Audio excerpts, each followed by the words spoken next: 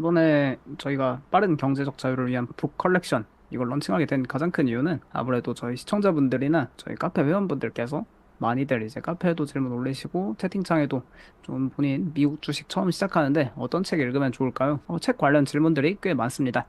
그래서 아무래도 좀 그러한 니즈들을 충족시켜 주고자 제가 이 미국 주식이나 약간 관련한 책 읽는 걸 좋아해서 제가 읽었던 책들 위주로 조금 도움이 될 만한 책들 앞으로 이제 이 시리즈 통해서 하나하나 거의 한 달에 한두 번 그렇게 컨텐츠로 풀어내드리려고 계획하고 있습니다. 이번에 첫 번째 책으로 이 플랫폼 제국의 미래 준비해 왔는데 이 책을 가장 먼저 처음 접하게 됐던 거는 이항영 위원께서 이 더4 책을 많이 이야기를 하셨습니다. 과거부터. 이제 이게 2017년에 미국에서 발간돼서 아마존 베스트셀러 올랐던 책인데 근데 국내는 2018년에 이제 번역본으로 출간이 됐고요. 근데 2010년대 중반에 2017년, 18년 그 당시에 이제 그 빵이라는 개념이 정립된 지 한 1, 2년 차 되던 시기다 보니까 이 기업들에 대한 관심도가 상당히 높았습니다. 그래서 저도 아무래도 이 미국 주식 시작하는 입장에서 이런 기업들 관심이 많고 했는데 책 좋다고 하니까 한번 읽어봐야겠다 해서 접해봤는데 정말 좋은 내용 많이 있고 실제로 지금 이 책이 발매된 지 거의 한 7년, 8년 되고 있는데 지금도 여전히 읽어도 좋은 책이라고 그렇게 생각해서 이 책 소개해드리려고 합니다.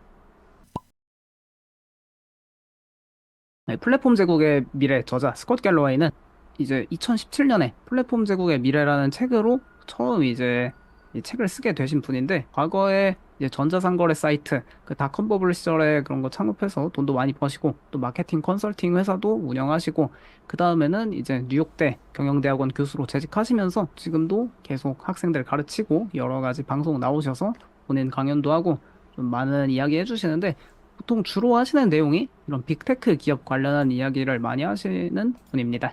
상당히 도움되는 내용 많이 이야기하고 계시고, 그 당시에는 이 기업들이 왜 세계를 지배할 수 있고, 앞으로도 더 성장할 수 있는지, 그거에 대해 심층적으로 막 이 정도로 연구하신 분은 많지 않았거든요. 근데 거의 초창기에 이 개념을 정립하시고, 왜 팡인지, 그거에 대해 많이 이야기하셨던 저자입니다.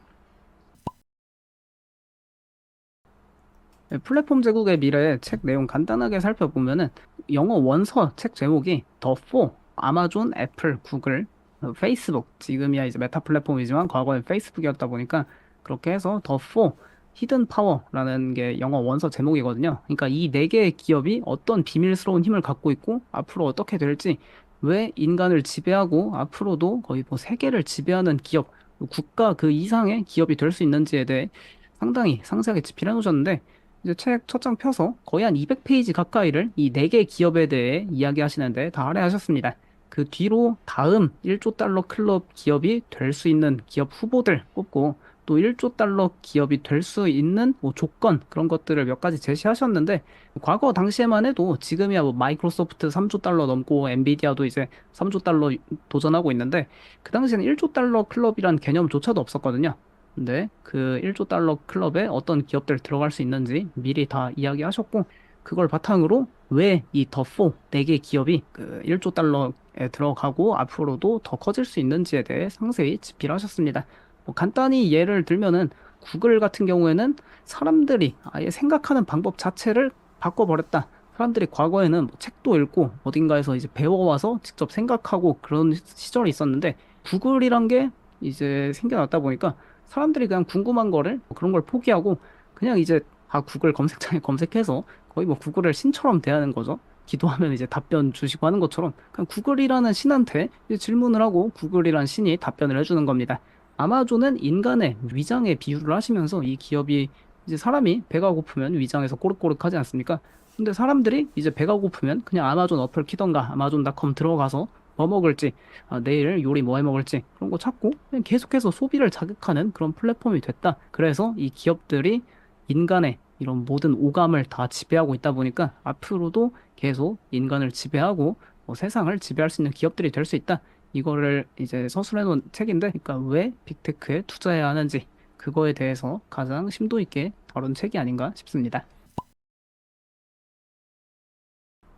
이 플랫폼 제국의 미래가 이제 출간된 지 2017년에 출간됐으니까 이제 7년, 8년 되고 있는데, 그래도 여전히 읽어보면 좋을 만한 가장 큰 이유는 많은 이제 미국 주식을 이제 막 처음 시작하시는 분들도 계시고, 아니면 처음 시작했는데, 약간 계속 뭐 레버리지, 뭐 그 TQQQ 뭐 그런 거 있지 않습니까? 채권이랑 그런 거 위주로 했는데, 조금 다른 것도 투자에 좀 정통, 그리고 사람들이 왜 빅테크 기업에 투자하는지 그런 것도 좀 알고 싶다 하면은 이 책 진짜 읽어보면 좋은 게, 빅테크 기업들 왜 세계를 지배할 수 있는지 그거에 200페이지 가까이 써놨으니까 지금도 계속 읽어보면 좋을 것 같고, 그리고 또 항상 시장에서 나는 제2의 애플, 제2의 구글, 제2의 아마존 그런 걸 찾겠다 하는 사람들 정말 많은데 찾을 수도 있습니다. 그 찾는 조건도 이 플랫폼 제국의 미래 책에서 1조 달러 클럽이 될 수 있는 조건 그런 것들을 써놔서 뭐 제2를 굳이 찾겠다면은 이 책 통해서 찾아볼 수도 있는데, 근데 왜 제2의 애플 그런 게 아니라 그냥 애플, 구글, 아마존, 메타 이런 게